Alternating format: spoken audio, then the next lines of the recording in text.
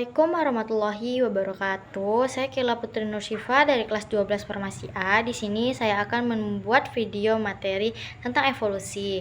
Yang pertama ada pengertian evolusi. Evolusi adalah proses perubahan makhluk hidup secara bertahap dari generasi ke generasi dalam jangka waktu yang sangat lama. Proses ini dapat menghasilkan spesies baru yang lebih mampu beradaptasi terhadap lingkungannya. Dan yang kedua ada mekanisme evolusi. Ada beberapa mekanisme utama dalam evolusi, yaitu seleksi alam, di mana makhluk hidup yang paling sesuai dengan lingkungannya yang akan bertahan hidup dan berkembang biak.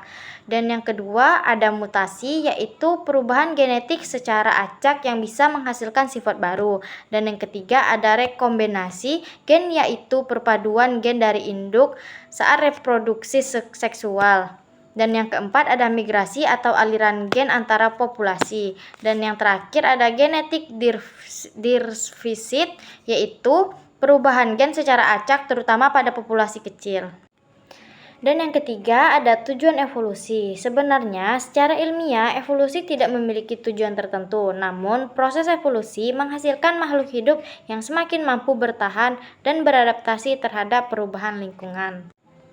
Dan yang keempat ada penyebab evolusi. Beberapa penyebab terjadinya evolusi antara lain perubahan lingkungan, mutasi genetik, persaingan antara makhluk hidup, seleksi alam, dan isolasi geografi. Dan yang kelima atau yang terakhir ada contoh evolusi. Contoh nyata evolusi bisa kita lihat pada burung finch di Kepulauan Galapagos yang ditemukan oleh Charles Darwin.